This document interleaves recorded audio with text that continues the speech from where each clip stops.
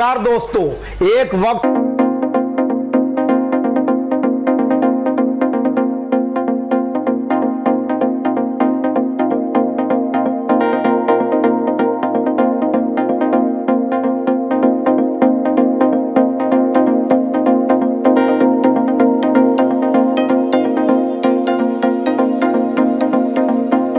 स्तंभ का दर्जा मिला, वो भी मीडिया को।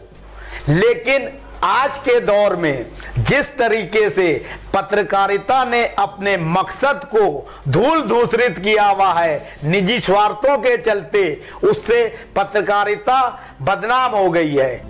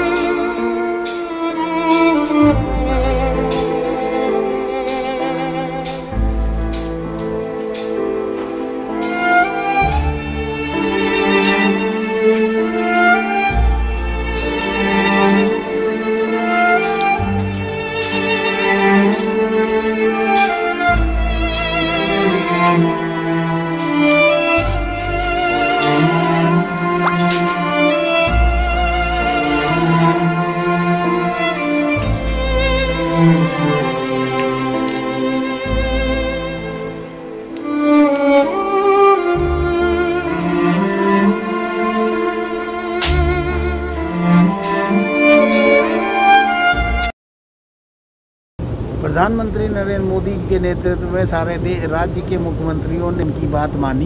ये पहली बार ऐसा हुआ है कि देश का प्रधानमंत्री कोई बात कह रहा है तो सारे मुख्यमंत्री जो विरोधी पार्टी के भी हैं वो उसका पालन कर रहे हैं। इस महामारी की स्थिति में प्रधानमंत्री नरेंद्र मोदी ने जो अपना नेतृत्व क्षमता दिखाई है, उस क्षमता का पूरा विश्व कायल हो गया है। एक नंबर का नालायक, मूर्ख, निकम्मा, लापरवाह, भ्रष्ट मुख्यमंत्री है। नाच ना आवे आंगन टेढ़ा। वो पूरी तरह से इस महामारी में निपटने के लिए नाकाम रहा है।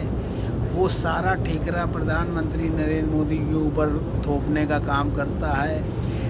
बिजली फ्री, पानी फ्री, डीटीसी में महिलाओं को टिकट फ्री। अब लोगों को तनख्वाह देने के लिए पैसा नहीं है, प्रधानमंत्री से भीख मांग रहा है। केजरीवाल जनता को नकारा बना रहा है, जैसे खुद निकम्मा है। आत्मनिर्भर जो है देश को बनाना चाहिए, नागरिकों को सक्षम बनाना चाहिए, उनको रोजगार देना चाहिए, उनको नौकरी देना चाहिए।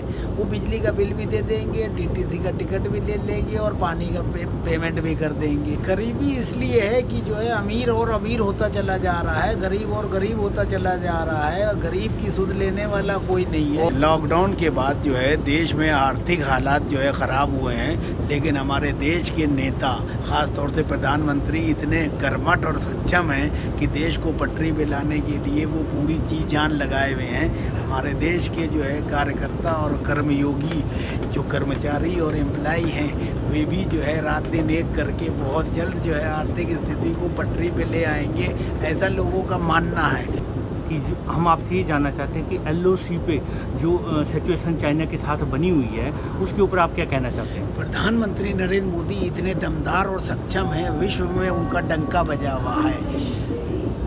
डोनाल्ड ट्रंप जो कि अमेरिका के राष्ट्रपति हैं, वो पूरी तरह से प्रधानमंत्री से कंधा मिला के हर मुद्दे पे चल रहे हैं। चाइना ने जिस तरह से जो है कोरोना को जो है फैलाने के लिए जो है षड्यंत्र रचा, पूरे देश को जो है, पूरी दुनिया को जो है संकट में डाला, उससे ट्रंप साहब भी बहुत नाराज़ हैं और वो मोदी के साथ हर मामले में तैयार हैं। प्रधानमंत्री मोदी और डोनाल्ड ट्रंप मिलकर चाइना की ऐसी तैसी कर देंगे। आज हमारे साथ एक ख़ास शख्सियत प्रीता हरित जी हैं, जो कि इनकम टैक्स डिपार्टमेंट से प्रिंसिपल कमिश्नर के पद से स्वैच्छिक सेवानिवृत्ति लेकर समाज सेवा की दिशा में आगे बढ़ रही हैं। उनसे जानते हैं उनकी इस पूरी यात्रा को लेकर कि उनके प्रशासनिक अनुभव कैसे रहे, सामाजिक तौर पर लोगों से संवाद जब वो करती हैं उनकी किस तरह की समस्याएं होती हैं, और देश में आर्थिक, सामाजिक और राजनीतिक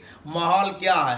ख़ास तौर से लॉकडाउन की स्थिति में देश के नीति निर्धारक, हमारे प्रधानमंत्री और राज्यों के मुख्यमंत्री और विपक्ष के नेता किस तरह की रणनीति अपना रहे हैं और समाज में देशवासियों के लिए किस तरह की व्यवस्था कर रहे हैं ताकि इस महामारी से नागरिकों को बचाया जा सके। मैं उस समय 2013 की बात है, मैं अपने ऑफिस में बैठी हुई थी और उससे पहले मैं काफ़ी समय से मैं पश्चिम उत्तर प्रदेश के इधर गाँवों में जाने लग गई थी, क्योंकि कोई रेप का मामला आता था, कोई उत्पीड़न का मामला आता था। मेरठ के हाईवे पर 2 महिलाओं को, माँ बेटी को निर्वस्त्र कर दिया था और उनको सड़क पर चलने के लिए मजबूर कर दिया था समाज के दबंगों ने, और मैं वहाँ पे भी गई थी। यहाँ पे एक लड़की का बलात्कार कर दिया था जो दलित समाज की थी, और उसका जो भाई था वो अपंग था एक गांव में, और मैंने वहाँ जा कर के पुलिस के लोगों को बाध्य किया था, दबिश दिलवाई थी, और जो अपराधी थे, जो बलात्कारी थे, उनको गिरफ्तार करवाया था। इस तरह के कई मामलों में मैंने उस समय पे दखलंदाजी की थी। देखते ही देखते एक बहुत बड़ा समाज, एक बहुत सारे लोग जो कि समाज के प्रति सरोकार रखते हैं, जो चाहते हैं कि हमारे समाज के साथ इस तरह की बदतमीज़ी ना हो, उनके साथ इस तरह का शोषण और उत्पीड़न ना हो, अपराध ना हो उनके प्रति, तो वो सारे लोग जुड़ गए थे। तो एक दिन ऐसे ही मैं सोच रही थी कि सब लोग कहने लगे कि आप संगठन बनाएं, संगठन के माध्यम से बहुत सारे लोगों का भला आप कर सकेंगी। तो मुझे एक रात को स्वप्न दिखा। उस स्वप्न में, क्योंकि हम दिन रात बाबा साहब का नाम लेते थे, मान्यवर काशीराम साहब की विचारधारा को आगे लेकर चलते थे, बाबा साहब की विचारधारा को लेकर चलते थे, तो रात में मैंने सपना देखा कि मान्यवर काशीराम साहब मेरे सपने में आए, और आए तो उन्होंने मेरे सर पे हाथ रख करके मुझे एक तरह से आशीर्वाद दिया। उन्होंने 3 बार सम्यक शब्द का उच्चारण किया सपने में। उन्होंने कहा सम्यक, सम्यक, सम्यक, और उसके बाद वो सपना उतना ही मुझे याद है। मैं सुबह उठ के ऑफिस गई। ऑफिस जाके मैंने पहला काम ये किया कि कंप्यूटर पे मैंने अपने संगठन का नाम टाइप किया, बहुजन सम्यक संगठन, और देखते ही देखते मुझे लगा कि ये बहुत ही सही नाम है। इस नाम के पीछे मान्यवर काशीराम साहब का आशीर्वाद भी है, और उनको और बाबा साहब की विचारधारा को मैं घर घर में पहुंचाना चाहती हूँ। मुझे ऐसा लगा कि शायद इससे अच्छा नाम कोई नहीं हो सकता। संगठन का निर्माण हो गया, फिर जो भी उसकी टेक्निकल ज़रूरतें थी, पेपर वर्क था, कागजी कार्रवाई थी, वो हमने की, और देखते ही देखते संगठन को हमने पूरे देश में हर व्यक्ति के मुंह पे पहुंचा दिया और हर व्यक्ति को उससे जोड़ दिया। मेरे पास पूरे देश में व्यवस्थित तौर पर किस तरह से लॉकडाउन को ख़त्म करके सारे देश में सारी आर्थिक गतिविधियां, सामाजिक गतिविधियां, अस्पताल, स्कूल, यूनिवर्सिटी, कॉलेज, बाज़ार, मंडियां सब चालू की जा सके, उसकी पूरी वृहद योजना है। ये बात मैंने अरविंद केजरीवाल से पहले भी कही थी जब उन्होंने ऑड इवन सिस्टम जो है दिल्ली में शुरू किया था।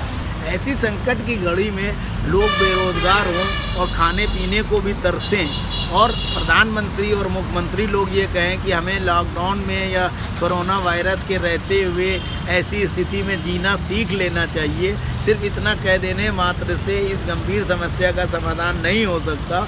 हमारे पास जो है इस महामारी के दौरान और ऐसी ही विपदा में देश को कैसे चलाया जाए इसका पूरा ब्लूप्रिंट है। प्रधानमंत्री नरेंद्र मोदी और मुख्यमंत्री अरविंद केजरीवाल या कोई भी मुख्यमंत्री उस योजना को समझना चाहें तो राष्ट्र हित में मैं उनको एक एक योजना को क्रियान्वित करने का तरीका और रोड मैप बता सकता हूं, बशर्ते ये खुले दिमाग से वे राष्ट्र हित में उन बातों को समझना चाहें। मेरे पास पूरा अध्ययन किया हुआ प्लान है। लाखों रुपए की रोज जेवरातों की तिजारत करने वाला टीसी ज्वेलर्स भी पिछले 50 दिनों से बंद पड़ा है।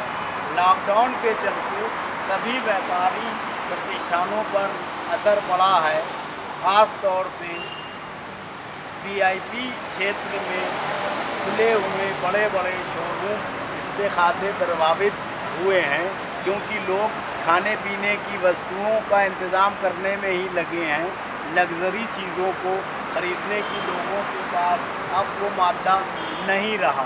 जिनसे वोट लिया है, जिनसे वायदे किए हैं, अगर आप अपने उन वायदों को भूल जाते हैं तो आप कहेंगे कि आपने जो है उनके साथ विश्वासघात किया है। तो ये सरकार लोगों के विश्वास के साथ तो विश्वासघात कर रही है और ये समझती है कि हमारी जो नीतियाँ हैं वो जन विरोधी नहीं हैं, क्योंकि इन्हें हमेशा हर सरकार को ये हमेशा भ्रम रहता है कि हम लोकतांत्रिक तरीके से चुनी हुई सरकार है, और जो भी लोकतांत्रिक तरीके से चुनी हुई सरकार होती है उसको ये भ्रम हमेशा रहता है। और इसीलिए आप हमेशा देखेंगे कि जब भी चुनाव होते हैं लोग उस सरकार को उखाड़ फेंक कर एक इतिहास का कूड़ादान होता है उसे फेंक देती है, और इसीलिए जनता जो है हमेशा सर्वोपरि रहती है और जनता ही सब कुछ करती है। प्रधानमंत्री नरेंद्र मोदी ने कांग्रेस मुक्त भारत का नारा दिया। लगता है कि कांग्रेस मुक्त भारत के नारे को चरितार्थ करने के लिए भारतीय जनता पार्टी को स्वयं से कम मेहनत करना पड़ेगी। कांग्रेस अपनी हरकतों से खुद जो है देश में समाप्त हो जाएगी। अभी हाल ही में कांग्रेस की महासचिव प्रियंका गांधी ने उत्तर प्रदेश के मुख्यमंत्री योगी आदित्यनाथ को एक पत्र लिखा। उस पत्र में उन्होंने डॉक्टर कफील खान, जो कि 450 दिन से न्यायिक हिरासत में जेल में बंद हैं, उनकी रिहाई की मांग बहुत ही मार्मिक अंदाज में मुख्यमंत्री योगी आदित्यनाथ से की है। रविंदर जी, मैं ये जानना चाहूँगा कि अभी प्रधानमंत्री नरेंद्र मोदी जब पहली बार जो है शपथ ली थी प्रधानमंत्री पद की, तो उन्होंने कहा था कि हम 2 करोड़ लोगों को जो है युवाओं को रोजगार देंगे। अब 6 साल से उनकी सरकार है। इस दौरान आंकड़े बताते हैं कि रोजगार देना तो दूर बल्कि बेरोजगारी बढ़ी है। इसको आप क्या कहेंगे और इसके समाधान के लिए उनको क्या कदम उठाने चाहिए थे? क्या उन्होंने ऐसा नहीं किया? क्यों नहीं किया? क्या वजह थी? इस पे आप अपने विचार। 26 मई 2014 को नरेंद्र मोदी जी ने देश के प्रधानमंत्री के रूप में शपथ ली, और आप देखेंगे कि 26 मई से लेकर आज जब हम बात कर रहे हैं पूरे तकरीबन 6 साल से ज़्यादा समय हो गया है, और आपके मुताबिक अगर 2 करोड़ लोगों को हर साल रोज़गार मिलना था तो 12 करोड़ लोगों को रोज़गार मिलना चाहिए था। हिंदुस्तान की आबादी हर साल 2.5 करोड़ की तादाद में बढ़ती है, और इस तरह देखें तो अगर 12 करोड़ लोगों को रोज़गार मिल जाता तो देश में जो है आज जो महंगाई, भुखमरी और बेरोजगारी का जो संकट है वो नहीं होना चाहिए था। नमस्कार, मैं नम्रता प्रियदर्शनी, मेरी उम्र 23 साल है। मैं 5 फुट 7 इंच लंबी हूँ। मेरा बचपन से मन था कि मैं बहुत बेहतरीन एक्ट्रेस बनूँ। मेरे को कई सारी लैंग्वेजेस आती हैं, इंग्लिश, हिंदी, बंगाली, कभी कभी उड़िया भी बोल लेती हूँ, क्योंकि मैं उड़ीसा से बिलोंग करती हूँ तो वो भी ज़रूरी है। मैंने बहुत सारी काम किए हैं अभी पीसी ज्वेलर्स के साथ, मालाबार गोल्ड के साथ एज अ मॉडल काम किया है। मैंने एक रियल एस्टेट कंपनी के साथ भी as a brand ambassador sign किया है, उनके साथ भी जल्दी ही मेरा काम कुछ आएगा। मैंने बहुत सारे प्रोड्यूसर और डायरेक्टर के साथ भी वर्कशॉप किया है। जैसे आप जानते होंगे producer director Satish Kaushik sir ji, Bunty Walia sir, Suresh Bhagat sir. मेरे को सरोकार मीडिया की तरफ से भी ऑफ़र आया है 5 शॉर्ट फिल्म के लिए। मैं उनके साथ भी बहुत जल्दी ही काम करूँगी। ये मुल्क बांटा कैसे जाता है? हम समाज को बांटते कैसे? ये मुसलमान हैं, ये सिख हैं, ये हिंदू हैं, ये ईसाई हैं, ये पारसी हैं। ऐसे क्यों बांट रहे हो? ऐसे क्यों नहीं बांटते? ये बहुत अमीर हैं, ये काफ़ी अमीर हैं, ये बीच मिडिल क्लास हैं, ये गरीब हैं, ये बहुत गरीब हैं, ये बिल्कुल गरीब। ऐसे क्यों नहीं बांटते? ऐसे नहीं बांटना, इसलिए कि इसमें सबकी असलियत खुल जाएगी, चेहरे से नकाब गिर जाएंगे। तो इसको ऐसे बांटो, उससे तुम पूछोगे, उससे मालूम करोगे, जिसके वोट से तुम पावर में आए हो। अगर ये हिंदुस्तानी नहीं है तो तुम वहां बैठे कैसे हो? ये करोड़ों हिंदुस्तानियों ने जब तुम्हें वोट दिया था तब वो हिंदुस्तानी थे, और अब जब तुम्हें वोट मिल गया है तो आप हर आदमी से सवाल करोगे कि कौन इंडियन है कौन नहीं। ये तो तुम्हें इलेक्शन में खड़े होने से पहले करना था कि साहब जो हिंदुस्तानी नहीं है वो मुझे वोट नहीं देगा। कांग्रेस तो लोकतंत्र का गला घोंटती है। 1975 में इसने देश पर इमरजेंसी थोपी थी, और आज भी आपने देखा होगा देश के एक बहुत बड़े पत्रकार को केवल अपने स्वयं की तुष्टि के लिए गिरफ्तार करके लोकतंत्र के चौथे स्तंभ पर हमला करने का कार्य कांग्रेस कर रही है। ये योगी आदित्यनाथ तो ऐसे व्यक्ति है, उनको धर्म के बारे में तो कुछ पता ही नहीं है। योगी आदित्यनाथ ऐसे अनपढ़ व्यक्ति हैं, somebody should tell Yogi Adityanath to get his mental balance checked। Nagmani ji, BJP की केंद्र सरकार ने जो श्रमिकों के लिए कानून बने हुए थे, वे कानून जो है इस लॉकडाउन के पीरियड में ही निरस्त कर दिए और उनको बुरी तरह से प्रताड़ित करने के लिए छोड़ दिया गया। जो फैक्ट्री मालिक हैं उनके फेवर के कानून बना दिए सारे। तो ये तो आपके पिताजी का जो सपना है कि समता मूलक समाज हो, उसके एकदम ही विरुद्ध जो है सरकार ये काम कर रही है। तो इन मजदूरों के लिए जो है आपके मन में किस तरह की योजना है? देखिए, ये कोरोना को मैं बिल्कुल एक बहाना मान रहा हूँ इस बात का। कोरोना 30 जनवरी को पहला केस आया था और वर्ल्ड हेल्थ ऑर्गेनाइजेशन उसी समय अल्टीमेटम दिया, अलर्ट किया था कि ये महामारी का रूप धारण कर सकता है, देन एंड देयर इस पर भारत सरकार कार्रवाई करे। लेकिन भारत सरकार पौने 2 महीना तक कोई कार्रवाई नहीं किया और अचानक 24 तारीख को प्रधानमंत्री अनाउंस करते हैं लॉकडाउन लॉकडाउन लॉकडाउन। तो सिर्फ सरकार के गलती के चलते पूरे देश के आम नागरिक अपने घरों में कैद हैं।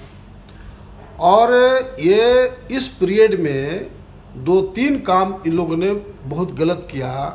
एक तो देश के 50 जो बड़े कैपिटलिस्ट हैं, 68,000 करोड़ जो लोन था उसको सरकार ने माफ़ कर दिया। भारत में जो अलग अलग राज्यों में सेकुलर पार्टियां हैं, जहां जो मुसलमान नेता हैं वो मुसलमानों की सही नुमाइंदगी नहीं कर पाए, उनको उनके वाजिब हक नहीं दे पाए। आपको लगता है कि असदुद्दीन ओवैसी साहब के नेतृत्व में उनको वो हक भी मिलेंगे और भारतीय जनता पार्टी और कांग्रेस की गलत नीतियों से मुसलमानों को परेशान भी नहीं होना पड़ेगा? नहीं, बिल्कुल। जो आप किसी राज्य की बात कीजिए या पूरे देश के पैमाने पर, जहां जिसका 15% पॉपुलेशन है, आज तक किसी पार्टी ने मुसलमानों को नेतृत्व देने का काम नहीं किया। तो ये साबित करता है कि मुसलमानों को सभी जो सेकुलर पार्टियां ठगने का काम किया, बेवकूफ़ बनाने का काम किया। लेकिन मुझे पूरा का पूरा विश्वास है, ख़ास तौर से जो CAA कानून के खिलाफ हजारों हजार जगहों में प्रोटेस्ट हुआ, हमारे जो युवा साथी हैं, हमारी जो बहनें हैं, हमारी जो बेटियां हैं, हमारे बुजुर्ग हैं, सब लोग मिल करके पूरा ध्यान एक ही पॉइंट पर लावें कि हम देश में बीजेपी और कांग्रेस का विकल्प कैसे बनावें। और मुझे पूरा का पूरा विश्वास है कि मुसलमानों में एका पर एक काबिल लोग हैं और ये CA NRC के मीटिंग में लाखों लाख युवा, हमारी बेटियां एका पर एक नेतृत्व करने के लायक उभर के आई हैं। तो सब लोग अगर एक सूत्री कार्यक्रम बना लें तो निश्चित रूप से भारतीय जनता पार्टी और कांग्रेस का विकल्प हम लोग बना सकते हैं। लेकिन सबसे पहले मुसलमानों को एकजुट होना पड़ेगा। और मैं अंतिम में ये ज़रूर कहना चाहता हूँ कि अभी तक जितने खतरे आए हैं उससे बहुत ही ज़्यादा खतरा आगे आए इन लोग बीजेपी लाएगा। इसलिए अगर एकजुट नहीं होंगे, बिल्कुल मुझे कहने में इतराज़ नहीं है कि मुसलमानों को एक तरह से सफाया इन लोग करने का प्लान बना लिया है और पिछड़ा और दलित के साथ भी वही होगा।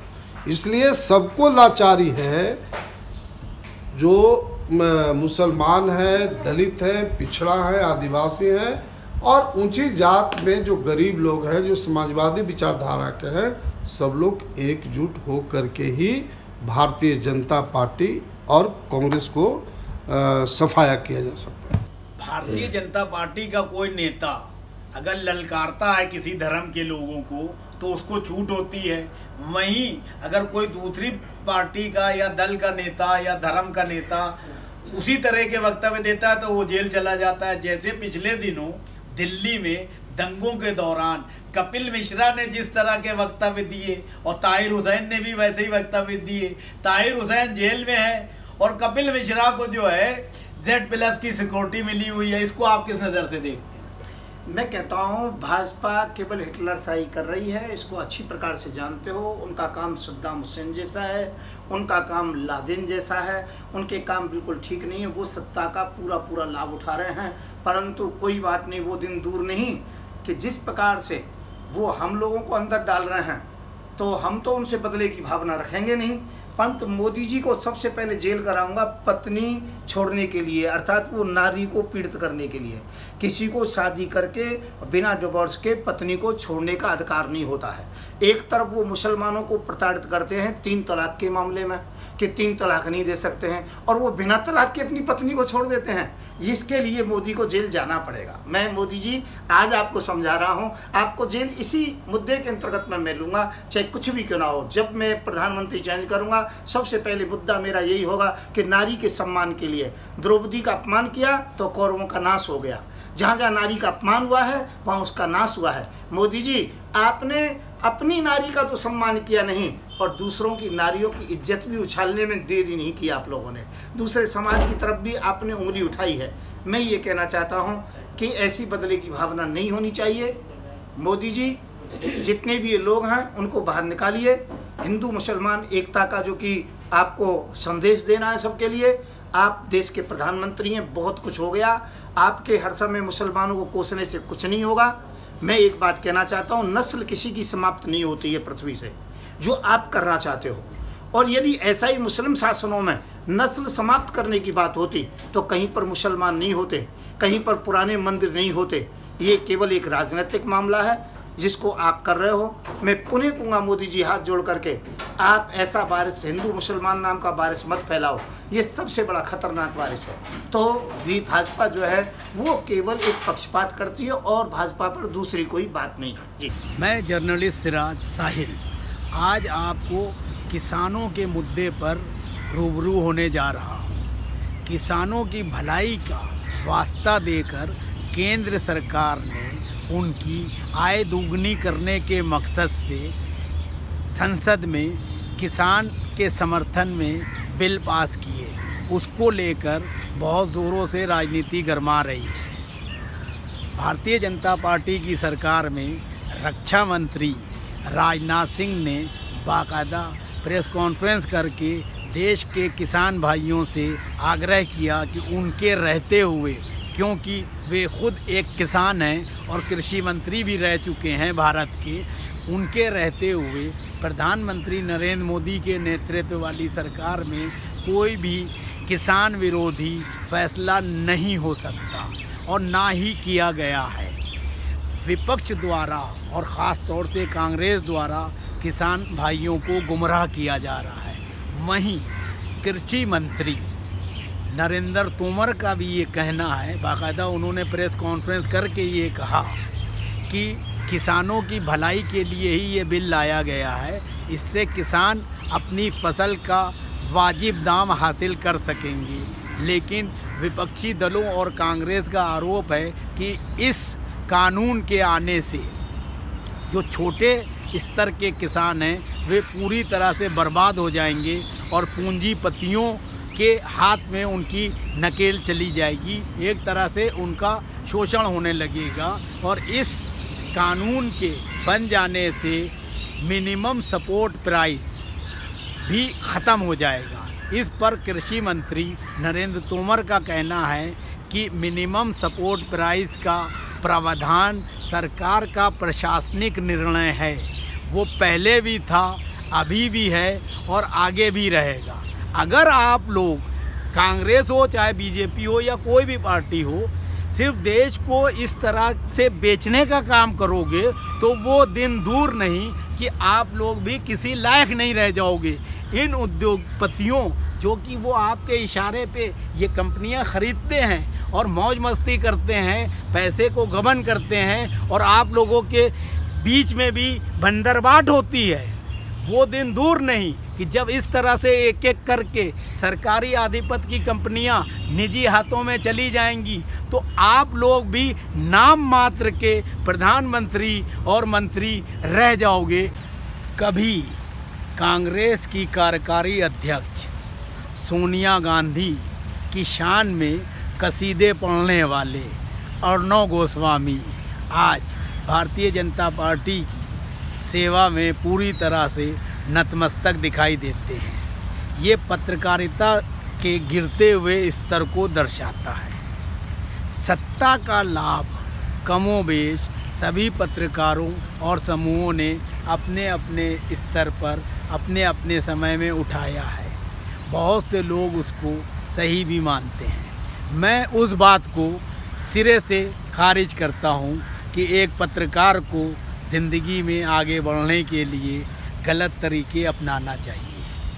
आज पत्रकारिता के क्षेत्र में जिस तरह से सुधीर चौधरी, दीपक चौरसिया, प्रण प्रसून वाजपेयी, अभिसार शर्मा, अर्णव गोस्वामी, राजदीप सरदेसाई, अंजना ओम कश्यप, रोहित सरदाना, अनिमेश देवगन और अन्य पत्रकार एक तरफा रिपोर्टिंग और कार्यक्रम प्रस्तुत करने में लगे हैं, उससे पत्रकारिता के मूल सिद्धांतों को बहुत गहरी चोट लगी है।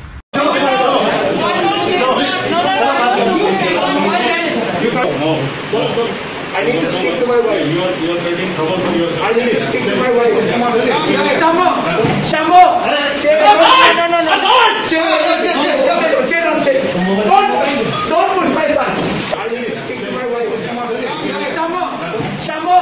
मैंने जिन लोगों का नाम लिया है या जिनका नहीं भी लिया है, कोई भी राष्ट्रीय स्तर का पत्रकार किसी भी मुद्दे पर राष्ट्र हितैषी जनहितैषी मामलों को लेकर मुझसे वार्ता करना चाहता है या मेरी चुनौती को स्वीकार करना चाहता है तो उसका स्वागत है।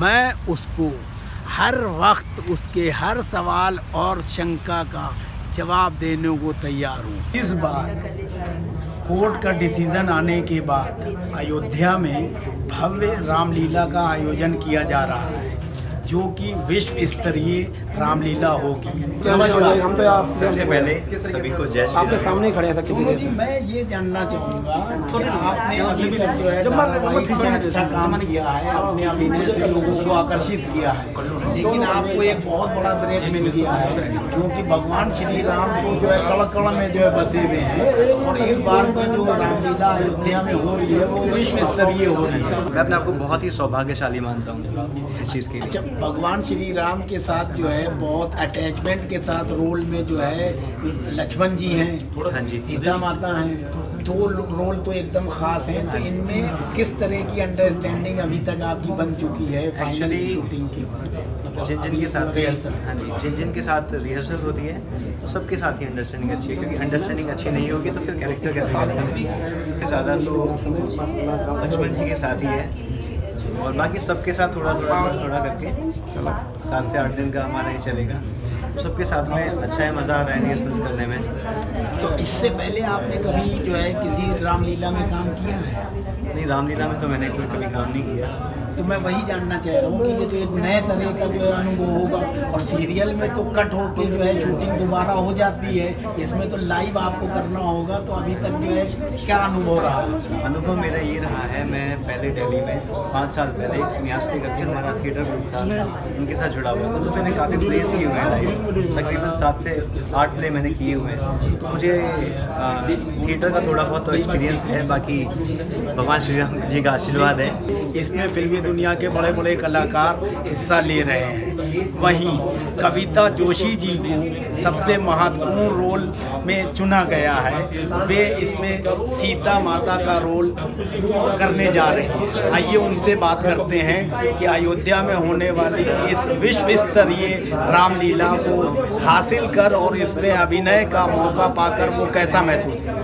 सबसे पहले सबको नमस्कार, जय श्री राम। मैं बहुत अच्छा महसूस कर रही हूँ और बहुत सौभाग्यशाली हूँ कि मुझे माता सीता का किरदार निभाने का मौका मिला। हम उसे कैसे निभा सकते हैं? सीता जी बहुत सिंपल, सोबर, संस्कारी और एक पतिव्रत धर्म का पालन करने वाली स्त्री कही जाती हैं। तो उनके किरदार को हम देख रहे हैं और डेली रिहर्सल होती है, और हमारे जो डायरेक्टर हैं प्रवेश कुमार जी हमें बताते हैं, और उन्होंने ही मेरा चयन किया।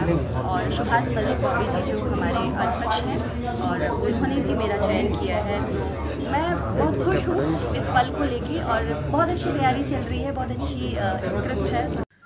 ये आप जो नज़ारा देख रहे हैं, ये दिल्ली सरकार की मेट्रो की ट्रेन है, जहां पर दिल्ली सरकार ने निर्देश दिया है कोरोना गाइडलाइन का पालन करने के लिए, जहां कुछ ही लोग बैठ सकते हैं। आइए आगे आपको दिखाते हैं कि किस तरीके से जो चल रहा है दिल्ली में गोरख धंधा केजरीवाल सरकार का, वो किस तरह से। नमस्कार दोस्तों, मैं दिल्ली की जनता के प्रतिनिधि के तौर पर दिल्ली के मुख्यमंत्री अरविंद केजरीवाल का आह्वान करता हूं कि वे बसों में 34 सीटें हैं, उन पे पूरी तरह से सवारियों को बैठने के निर्देश जारी करें, और मेट्रो में भी एक सीट छोड़कर जो सिस्टम उन्होंने चालू किया उसको भी बंद करें, क्योंकि पूरे देश में कोरोना लॉकडाउन के बाद कोरोना के लिए अब सारी चीज़ें खुल गई हैं, चाहे मंडियां हों, मार्केट हों, बाज़ार हों और बड़े बड़े मॉल हों।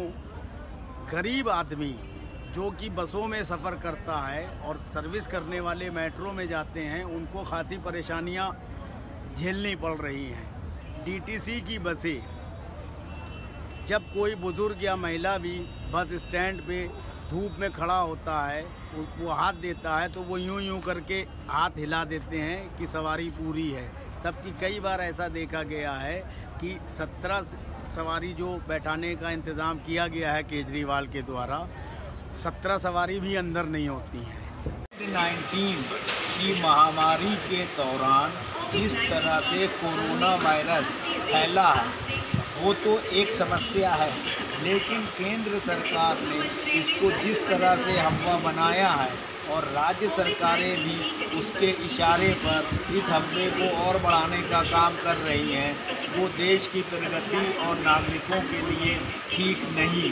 रेल में भी पूरी सवारियां बैठती हैं, एक कंपार्टमेंट में 72 के 72 लोग बैठ रहे हैं।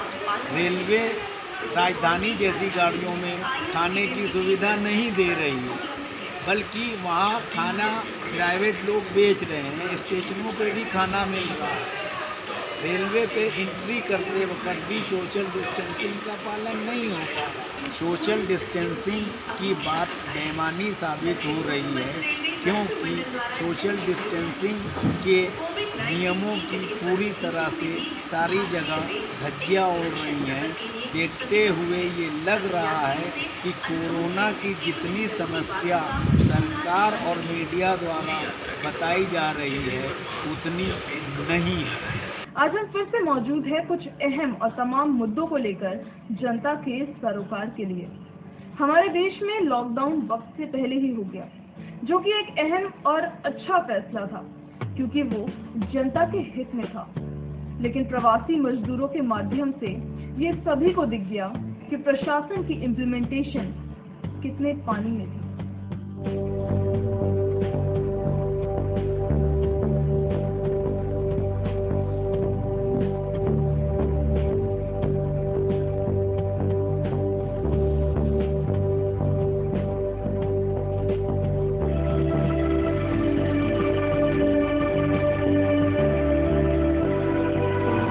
भारत की प्रगति में तो हमेशा विश्व की प्रगति समाहित रही।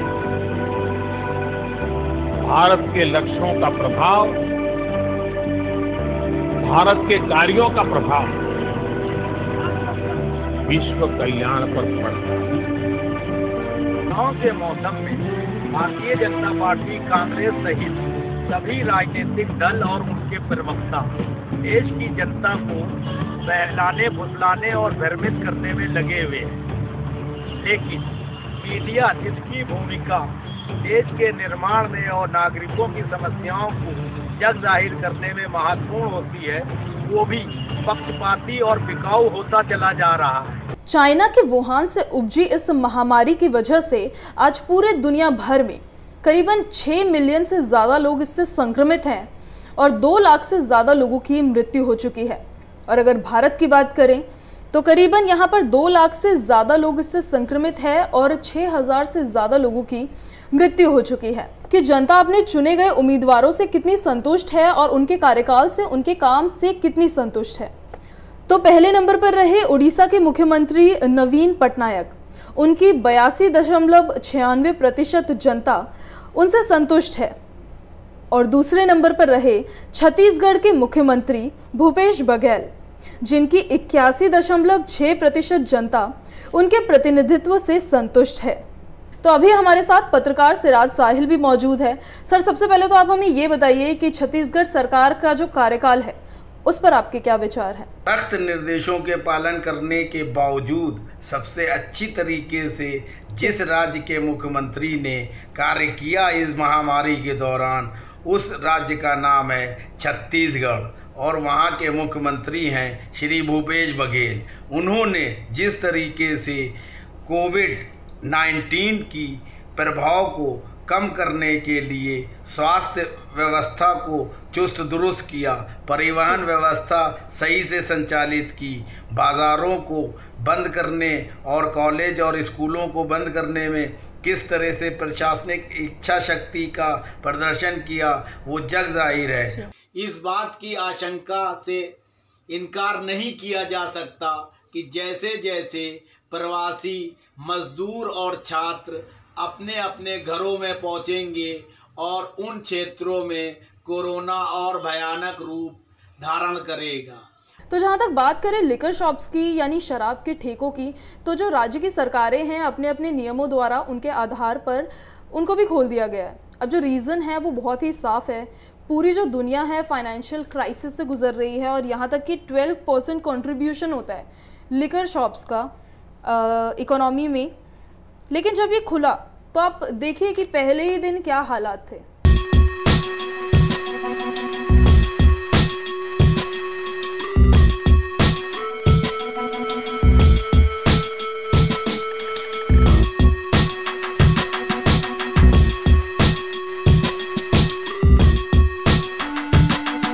अभी हमारी सरकारों ने राजस्व के लालच में शराब की दुकानों को जिस तरीके से आनन फानन तौर पर खोल दिया है, उससे भी कोरोना महामारी फैलने की आशंकाएं बढ़ गई हैं।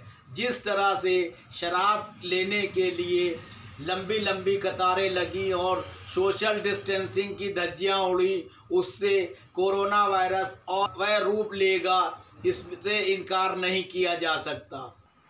देश में कोरोना महामारी की संकट से निपटने की दशा में सबसे ज़्यादा प्रभावशाली काम अगर कोई कर रहा है तो वो छत्तीसगढ़ के मुख्यमंत्री भूपेश बघेल। वे लोगों को क्वारंटाइन करने में किसी भी तरह का पक्षपात नहीं कर रहे हैं। यहाँ तक कि उनके पिता के द्वारा अपने मेहमान के तौर पर बुलाए गए लोगों को भी वे क्वारंटाइन कर डालते हैं। आज मैं दिल्ली से विवेकानंद हवाई अड्डे पर सुबह 9 बजे आया। उसके बाद मैं सीधे मुख्यमंत्री श्री भूपेश बघेल के पिताजी के निवास पर मधुपिल्ले चौक पर पहुंचा 10 बजे। तभी पुलिस फोर्स वहां आ गई और डॉक्टरों की एक टीम मुझे लेकर विवेकानंद अस्पताल के पास ही जैनम धर्मशाला में ले आई और मुझे 205 नंबर कमरे में ठहराया गया कि डॉक्टर आएंगे, अभी आपकी जांच करेंगे और अगर आप में कोई सिम्टम्स पाए जाएंगे तो आपको होम क्वारंटाइन किया जाएगा। अगर इसी मुस्तैदी के साथ सारे देश के मुख्यमंत्री काम करें तो निश्चित तौर पर इस महामारी से जल्दी निपटा जा सकता है। नमस्कार दोस्तों, कोरोना महामारी के इस दौर में कमोबेश पूरे देश में आम जनता परेशान है। सरकारी अमले और सरकार के प्रतिनिधि पूरी तरह से जनता को राहत नहीं पहुंचा पा रहे हैं। ऐसे में बहुत से स्वाभिमानी टाइप के लोग रोटी को तरस रहे हैं, उनका कोई इंतजाम नहीं है। हमारा दिल्ली वासी सहित राष्ट्रवासियों से अनुरोध है कि वे सरकार के खिलाफ सख्त से सख्त धरना प्रदर्शन करने की तैयारी करें और इस महामारी के बाद ऐसी घटनाओं पर पुनर्विचार करते हुए सरकार पे दबाव बनाएं कि ऐसी व्यवस्था करे कि देश में बेरोजगारी पूरी तरह से खत्म हो और सबको काम मिले और आपात स्थिति में सबको आर्थिक सहायता और दूसरी सुविधाएं सरकार उपलब्ध कराने पे बाध्य हो। मैं सभी से ये अनुरोध करता हूं कि वर्तमान समय में जिसको भी किसी तरह की समस्या हो, आर्थिक, सामाजिक या रोजमर्रा की आवश्यकताओं को लेकर, तो वे सरकार के ऊपर दबाव बनाएं और इसके लिए उनको हमारा साथ देना होगा। अपनी समस्याओं को दूर करने के लिए मोबाइल नंबर 9540297770 पर अपनी समस्या और परेशानी से अवगत कराएं। हम आपकी समस्याओं का समाधान करेंगे और इस आपात स्थिति सहित जन विरोधी गतिविधियां कर रही है उनके खिलाफ आपको लड़ाई लड़ने का रास्ता भी बताएंगे। जय हिंद। नमस्कार दोस्तों, ये वीडियो हमारा उन पत्रकारों और नेताओं के लिए है जो संविधान को तार तार करते हुए अपने कर्तव्यों का ईमानदारी से पालन नहीं कर रहे हैं। हमने अभी 2-3 पोस्टर जारी किए हैं जिसमें मुख्यमंत्री योगी आदित्यनाथ, मुख्यमंत्री अरविंद केजरीवाल और तथाकथित तौर पर बड़े पत्रकार और नेता माने जाने वाले लोगों के फोटो डाले हैं। मैं उन लोगों को चुनौती देता हूं कि पत्रकारिता के क्षेत्र में, राजनीति के क्षेत्र में या व्यवस्था परिवर्तन में किस तरीके से पत्रकारिता को किया जाए और राजनीति को कैसे लिया जाए, इससे देश का विकास हो और आम जनता के सुख दुख में सहभागी सरकारें बने, ना कि भाई भतीजावाद और अपनी पार्टी के ही उत्थान में मुख्यमंत्री और मंत्री नेता लगे रहें। इन्हीं सभी विषयों पर मैं चुनौती देता हूं कि कोई भी कहीं भी हमसे बहस करे, मैं उसके हर सवाल का संतोषजनक उत्तर दूंगा। क्योंकि मुझे ऐसा करने के लिए इसलिए मजबूर होना पड़ा कि बहुत से लोग ये कहते हैं कि आप किस स्तर के पत्रकार हैं। हम उस स्तर के पत्रकार नहीं हैं कि सरकारों से, उद्योगपतियों से, कुछ खास लोगों से धन लेकर उनका गुणगान करें। हम जन सरोकार वाली पत्रकारिता करते हैं और जिन लोगों के भी फोटो मैंने डाले हैं वो जन सरोकार वाली पत्रकारिता नहीं कर रहे हैं। कहीं ना कहीं उनकी रिपोर्टिंग और उनके कार्यक्रमों में पक्षपात झलकता है। ये पत्रकारिता के सिद्धांतों के खिलाफ है। मैं फिर चुनौती देता हूं कि जिन लोगों के पोस्टर जारी करके मैंने उनको समाज में एक तरह से बेपर्दा किया है, वे हमसे किसी भी मुद्दे पर डिबेट कर सकते हैं। मेरा उन लोगों से आह्वान है कि पत्रकारिता ऐसे करें जिससे देश तरक्की की तरफ बढ़े, लोगों के बीच में आपसी सद्भाव स्थापित हो, और नेतागिरी भी ऐसी की जाए जिससे समाज आगे बढ़े।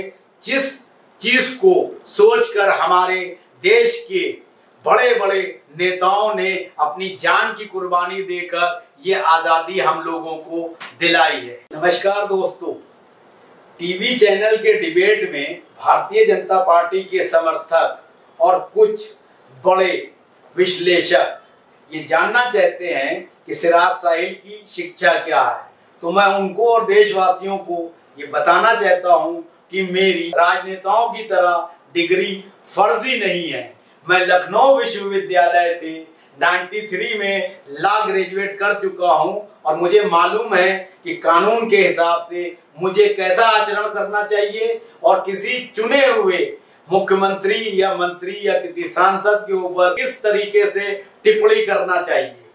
अब मैं एक जिम्मेदार नागरिक के तौर पर ये कहना चाहता हूं कि चाहे मुख्यमंत्री मायावती हो, उन्होंने भी गुंडाई की, और चाहे सपा मुखिया मुलायम सिंह यादव, उन्होंने भी जिस तरीके से आईपीएस अधिकारियों को प्रताड़ित किया और उन्हें परेशान किया, उसको भी गुंडाई की श्रेणी में लाया जाएगा।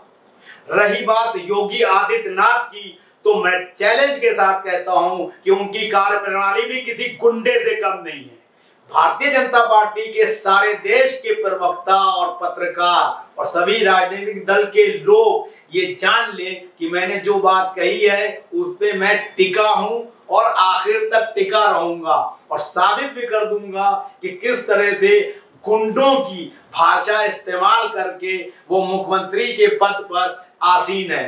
भारतीय जनता पार्टी और आरएसएस को चाहिए कि तत्काल प्रभाव से योगी आदित्यनाथ को मुख्यमंत्री पद से हटाएं, ताकि वे ये कह सकें कि हमारी पार्टी में गुंडागर्दी करने वाले मुख्यमंत्री नहीं है, जिस तरह से मायावती और मुलायम सिंह गुंडई की भाषा इस्तेमाल करते थे। ये संदेश उन प्रवक्ताओं, पत्रकारों, राजनेताओं सबके लिए है, और सब सुन लें, और किसी भी मुद्दे पर कोई भी सवाल मुझसे पूछे, मैं जवाब दूंगा, डिबेट करूंगा और हर बात को संतुष्ट करूंगा। जय हिंद। नमस्कार दोस्तों, जब से केंद्र में प्रधानमंत्री नरेंद्र मोदी साहब के नेतृत्व में 2014 और 2019 में सरकार बनी है, तब से सोशल मीडिया में और तरह तरह के धरने प्रदर्शनों में सरकार विरोधी और उसकी तानाशाही को लेकर लोग आलोचना करते रहे हैं। ट्विटर, फेसबुक, इंस्टाग्राम और यूट्यूब पर तरह तरह के नेता पैदा हो गए हैं जो सरकार की आलोचना करते तो हैं, लेकिन अगर उनसे ये कहा जाए कि सरकार की इन आलोचनाओं के समाधान के लिए आपके पास वैकल्पिक व्यवस्था क्या है, तो वो बताने को तैयार नहीं रहते हैं, और ना ही उनको बताने की वो जरूरत समझते हैं। सिर्फ अंधानुकरण करते हुए विपक्षी पार्टियों का साथ देने की नियत से इस तरह के लोग प्रधानमंत्री नरेंद्र मोदी और उनकी सरकार की आलोचना करते हैं। मेरा देशवासियों और इन सोशल मीडिया के योद्धाओं से आह्वान है कि वे एक प्लेटफॉर्म पर इकट्ठा होकर सरकार को उसकी नाकामियों के बारे में बताएं और वैकल्पिक व्यवस्था करने के लिए सुझाव और समाधान पेश करें। तब सरकार अगर उनकी बातों को नहीं मानती है तो आंदोलन की तैयारी करें। इस तरीके से सोशल मीडिया पे सिर्फ भड़ास निकाल देने से कुछ नहीं होने वाला, क्योंकि पिछले 7 साल के प्रधानमंत्री नरेंद्र मोदी के कार्यकाल को अगर देखा जाए ईमानदारी से, तो उन्होंने जो चाहा है वो किया है। ना विपक्षी पार्टियां कुछ कर पाई, ना पत्रकार कर पाए, और ना ही सोशल मीडिया के योद्धा समझे जाने वाले बड़े बड़े बकलौल लोग ये काम कर सके। हमारा उन लोगों से ये आह्वान है कि कम से कम एक स्वर में सरकार की आलोचना करते हुए वैकल्पिक व्यवस्था सुझाने के लिए एक प्लेटफॉर्म पर आए और मुस्तैदी से राष्ट्रहित और जनहित की बात करें। इसके लिए वे मुझसे भी सीधे तौर पर संपर्क कर सकते हैं। मेरा नंबर है 9540297770। हम आपके और देशवासियों के इस संघर्ष में सबसे आगे खड़े पाए जाएंगे। राष्ट्रहित में जारी, जय हिंद। नमस्कार दोस्तों, बड़े बड़े तथाकथित न्यूज चैनलों में हमें किसी भी डिबेट कंपटीशन में या उस परिचर्चा में बुलाते हुए बड़े बड़े पत्रकार घबराते और डरते हैं, लेकिन चाहे पत्रकारों का सौभाग्य कहिए कि मुझे मौका मिला हंगामा टाइम्स टीवी पर डिबेट में पहुंचने का। उस डिबेट में हमने ऐसा महसूस किया कि कोई सही बात अगर कहे तो जो एक विशेष राजनीतिक दल से संबंध रखने वाले लोग उसको घेरने का काम करते हैं। मैं किसी के घेरने में फंसने वाला नहीं। उत्तर प्रदेश की जनसंख्या लोग बताते हैं कि 23 करोड़ 78 लाख है। हम उत्तर प्रदेश ही नहीं, पूरे भारत की 135 करोड़ जनसंख्या से आह्वान करते हैं कि वे किसी भी राजनीतिक सामाजिक सवाल का मुझसे जवाब जानना चाहें तो मैं उनको बेबाक तरीके से जवाब दूंगा और उनको कन्विंस करूंगा। आज तक मैंने जहां तक समझा है कोई भी राजनेता या पत्रकार ये साहस नहीं जुटा सका है कि इस तरह से वो अपनी बात रखे। मैंने तो सारे पत्रकारों और नेताओं को पोस्टर में उतार कर टीवी पर चला दिया है। वे भी हमारी चुनौती स्वीकार करें और हमारे सामने आए। नमस्कार। सोम संगठन के राष्ट्रीय अध्यक्ष नंद कुमार बघेल साहब हमारे साथ हैं। उनसे कई मुद्दों पर बात करना है। आइए मिलते हैं नंद कुमार बघेल जी से। नमस्कार। नमस्कार। पूरे देश को नए गुलामी के जंजीर में वो जकड़ना चाहते हैं और ये हम होने नहीं देंगे, क्योंकि देश डेमोक्रेसी को 72 साल भोग चुका है और डेमोक्रेसी से एक कदम भी मतदाता पीछे हटने के लिए तैयार नहीं है।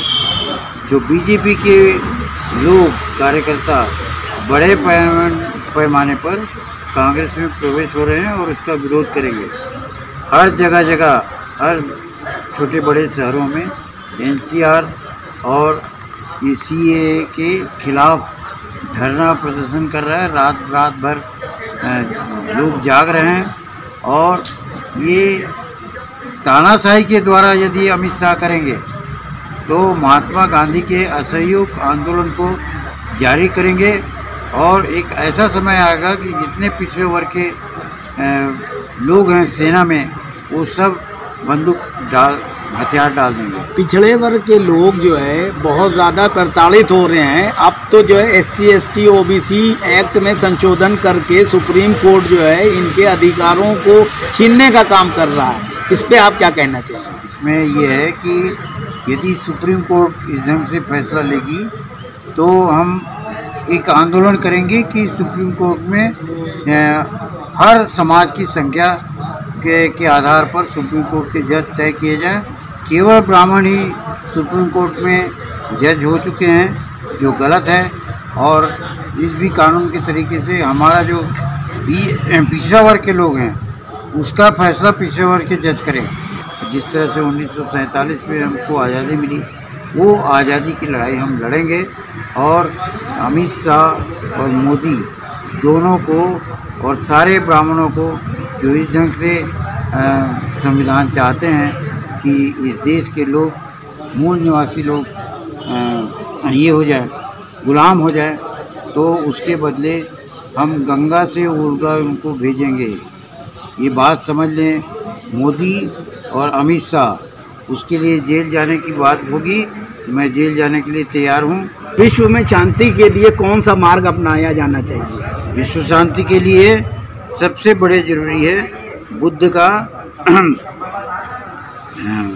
पंचशील, बुद्ध का पंचशील। और जो पंचशील को न माने उसमें गांधी का असहयोग यदि मिल जाए तो फिर एक नया व्यवस्था आ जाएगा और देश में दुनिया में एक शांति की स्थापना होगी। अन्यथा ये दुनिया बारूद के ढेर में बैठी हुई है और कब विस्फोट हो जाए और दुनिया समाप्त हो जाए इसका कोई ठिकाना नहीं है। बुद्ध और गांधी ही दुनिया को बचा सकते हैं। हेलो अमित जी, मैं ये कहना चाहूंगा कि हमारे देश के नागरिकों को और जो प्रबुद्ध लोग बैठे हैं उनको सिर्फ ये सोचना चाहिए कि हमें किसी सरकार की सिर्फ आलोचना या उसकी चमचागिरी नहीं करना है, बल्कि इस समस्या के समाधान की दिशा में जो है अपने अपने वक्तव्य दें कि डीएम और एसएसपी और प्रशासन को किस तरह की व्यवस्था करना चाहिए थी। और पिछले साल आई हुई महामारी से हमारे नेताओं ने और अधिकारियों ने कोई सबक नहीं लिया। अब तीसरी वेव की भी संभावनाएं और आशंकाएं व्यक्त की जा रही हैं। उसके लिए समय रहते हुए अस्पतालों की कैपेसिटी बढ़ाई जाए, ऑक्सीजन उत्पादन के प्लांट लगाए जाए। सारे काम छोड़ के सबसे पहले महामारी से निपटने के लिए और स्वास्थ्य व्यवस्था दुरुस्त करने के लिए हमारी सरकारों को, वो चाहे किसी भी राजनीतिक दल की हो, कार्य करना चाहिए और जनता को राहत पहुंचाने की दिशा में काम करना चाहिए। ये समझ तो मैं सुन रहा था ना, आप सुनिए ना थोड़ी देर। डायरेक्शन में ले जाएंगे बहस को। अरे मेरी बात तो, अरे मुझे बात तो, अरे बात तो मुझे पूरी करने दीजिए ना। मैं पॉइंट की बात कर रहा हूँ। अरे भाई पॉइंट की ही बात कर रहा हूँ, मुझे थोड़ा समय तो दीजिए, बोलने तो दीजिए। मैंने आपकी बात पूरे धैर्य से सुनी। मैंने अरे मेरी बात सुनिए, मैंने आपकी पूरी बात ध्यान से सुनी। मैंने आपकी, अरे आप मुझसे बड़े हैं, मैंने आपकी बात पूरी सुनी ध्यान से। मैंने आपकी बात पूरी ध्यान से सुनी। अलग डायरेक्शन में क्यों लिए जा रहे हैं? अरे भाई इसी पे बात कीजिए। पहले मेरी बात, अरे किसी सवाल का जवाब सवाल नहीं होता। मैं आपसे पूछ रहा हूँ कि आपकी बात मैंने ध्यान से सुनी नहीं सुनी। नहीं, एक मिनट, जनसंख्या नहीं मारा जाएगा। योगी जी आप एक मिनट, योगी जी एक मिनट मुझे समय दीजिए, मुझे समय दीजिए। मेरी बात का जवाब दीजिए। आपके घर में 4 लोग हैं, सुन लीजिए, आपके घर में 4 लोग हैं, भगवान न करे वो बीमार हो जाए तो 2 को मरने दोगे? इसका जवाब दो। यही वजह है कि शुरुआत से ही इस प्रोजेक्ट को लेकर विवाद उठते रहे हैं। मोदी गवर्नमेंट क्यों सेंट्रल विस्टा प्रोजेक्ट 2022 तक के पूरा करना चाहती है?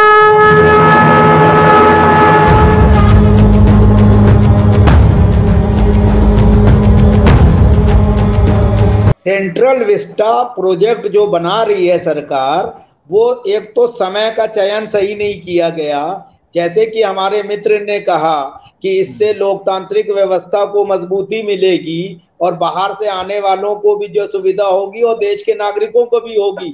देश को नागरिकों को सुविधा देने के लिए रोटी, कपड़ा और मकान, रोजगार, उस पे सरकार ने क्या किया पिछले 7 साल में, ये भी देखना होगा। कोरोना महामारी में लोगों को बेड नहीं मिले, ऑक्सीजन सिलेंडर की कमी हुई, दवाइयों की कालाबाजारी हो रही है, शमशान और कब्रिस्तान में जो है लोगों को दफन करने और अंतिम संस्कार करने में पैसे की लूट हो रही है, लोगों की मृत्युओं को छुपाया जा रहा है। ऐसे में सेंट्रल विस्टा का निर्माण करना और ये कहना कि सांसदों के बैठने के लिए जगह चाहिए, सिर्फ सांसदों के बैठने के लिए जगह चाहिए, नागरिकों के रहने के लिए जगह नहीं चाहिए। किसी को असमंजस होगा कि अगर पैसा पास नहीं हुआ या किसी भी तरीके से कोई चीज नहीं हुआ, सिराज साहिल के पास आते हैं, पूछते हैं उनका क्या कहना आज के जनता के सवाल पर। भाई नमस्कार सभी मित्रों को। मैं यहाँ पे ये कहना चाहूंगा कि भगवान श्री राम का मंदिर अयोध्या में बने, ये जो फैसला जो है रंजन गोगोई जी ने किया, मेरे वीडियो देखिए, उससे 2 साल पहले मैंने कह दिया था कि मंदिर का ही फैसला होना चाहिए, ये देश की शांति और सद्भाव के लिए जरूरी है। मंदिर का पैसा अगर महंगी चीज खरीदी जाती है मंदिर के आसपास, तो वो मंदिर के ट्रस्टियों का विशेष अधिकार है। चीजों के दाम बढ़ रहे हैं, आज 2 करोड़ की कोई चीज है, मान लीजिए वो मंदिर या मस्जिद की जगह पे है, तो उसके ज्यादा से ज्यादा कीमत दे के भी आस्था का सवाल है, उसको उस धर्म के मानने वाले खरीदेंगे। अरविंद केजरीवाल क्लीन मैन बनते हैं, वो 1 नंबर का भ्रष्टाचारी व्यक्ति है। संजय सिंह भी भ्रष्टाचारी है, मैं पूरी जिम्मेदारी से कह रहा हूं। मनीष सिसोदिया भी भ्रष्टाचारी है, मैं साबित कर दूंगा, मेरे पास सबूत है। दूसरी बात कि जो लोग कहते हैं कि मथुरा काशी भी लेंगे, हम कहते हैं उनको मथुरा काशी भी मिलना चाहिए। इसके अलावा 9 मंदिर और हैं जिस पे मुसलमानों ने कब्जा किया, टोटल 11 के 11 लो देश में शांति रखो। मुस्लिम समुदाय को भी वो 11 के 11 विवादित जगहें हिंदू भाइयों को दे देना चाहिए, लेकिन तब प्रधानमंत्री नरेंद्र मोदी, योगी आदित्यनाथ और अमित शाह, राष्ट्रपति, सुप्रीम कोर्ट के चीफ जस्टिस, सबको लिखित में ये आश्वासन दे देना चाहिए कि भविष्य में हिंदू मुस्लिम को लेकर किसी भी तरह का विवाद नहीं होगा, वोट बैंक की राजनीति नहीं होगी।